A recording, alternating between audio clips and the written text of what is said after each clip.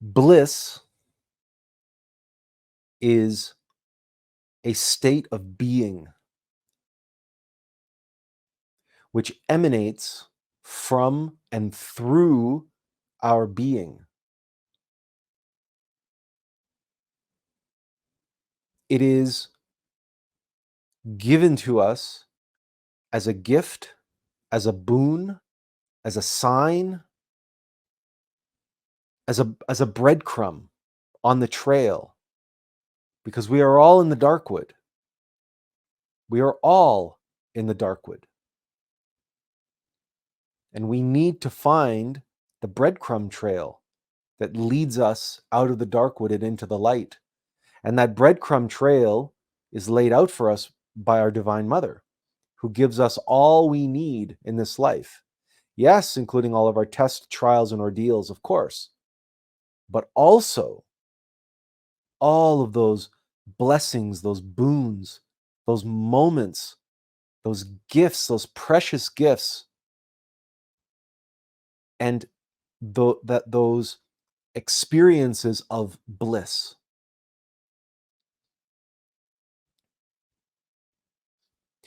To say we follow our bliss means to connect with the source of our bliss and to be one with in those moments. Bliss is coming through us. It's not coming from us, and it's not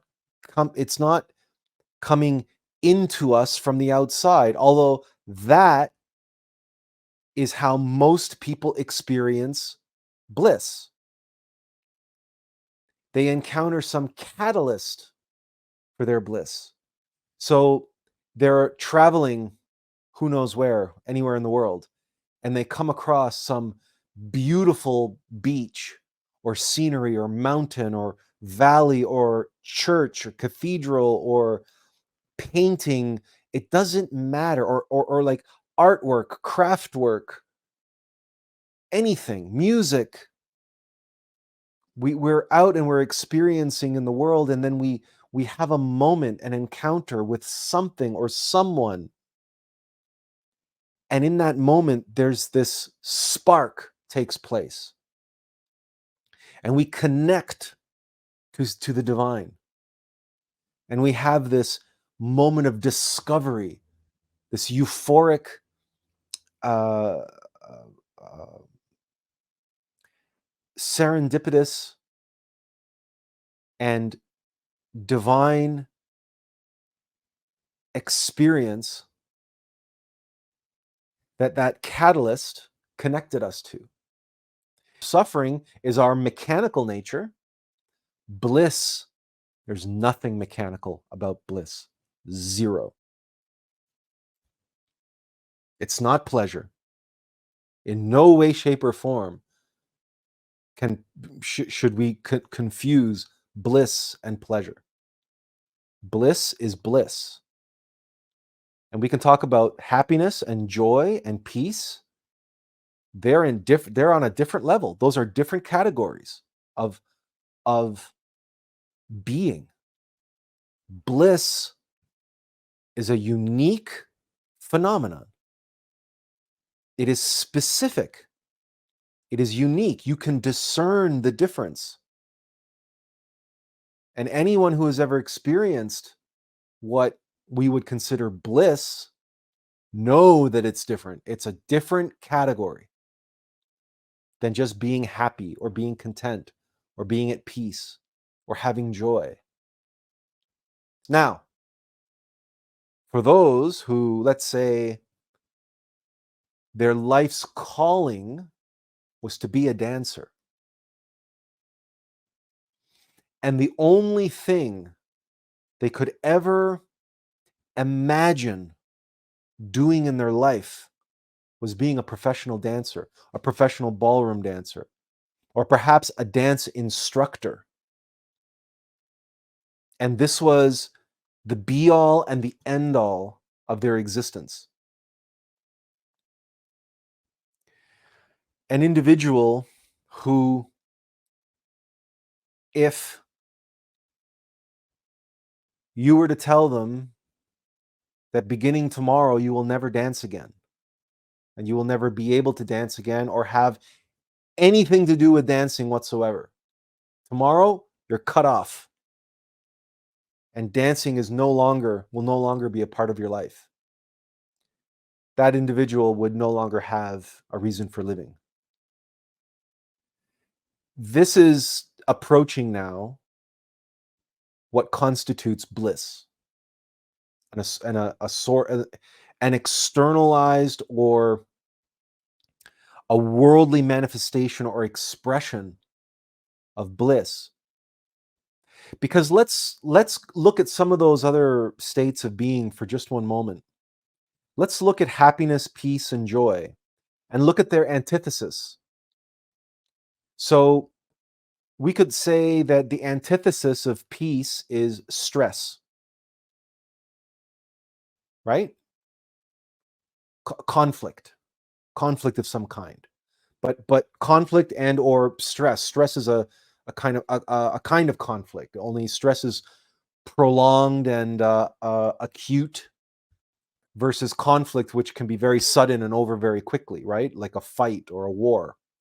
Well, wars can be very protracted and prolonged as well. But stress is like that chronic conflict that's that like grinding. We can understand it in terms of trauma, that there's two types of torture. There's the immediate sudden trauma, which is sudden and intense and acute. And then there's Chinese water torture. Things like living in an abusive household or with an abusive partner for 20 years and suffering this prolonged, lengthy, traumatic experience, right? It's just one drop on the forehead at a time. That's Chinese water torture. And a single drop on the forehead, you laugh it off, you wave it off. But every single day, over and over and over and over and over, and the cumulative stress of that becomes overwhelming and enormous. So if that is the opposite of peace, and the opposite of happiness is sadness, that's pretty straightforward. And the opposite of joy is despair, right? Because unhappiness, sadness, and despair are not the same. Because sadness, yes, your loved one dies, you feel sad. But despair has this hopelessness aspect to it, a giving up aspect of you're not sad, it's like you're defeated, you're downtrodden. So all of this, as we experience this and we come to know this consciously, right? So what is the opposite of bliss? It's not sadness and it's not despair, because the opposite of despair is joy. The opposite of sadness is happiness. The opposite of stress or conflict is peace. So then what's the opposite of bliss? We notice it's difficult, isn't it? And yet one would think that this is something that we have all either experienced or considered or faced.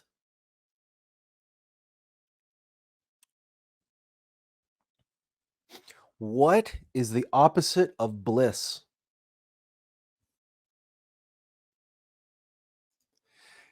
But it's the why. It's the why. And the reason why I ask this question this way is because we wanted to get to this unfulfilling place. But it's worse than unfulfilling. It's worse than unfulfilling, because bliss is more than just fulfilling.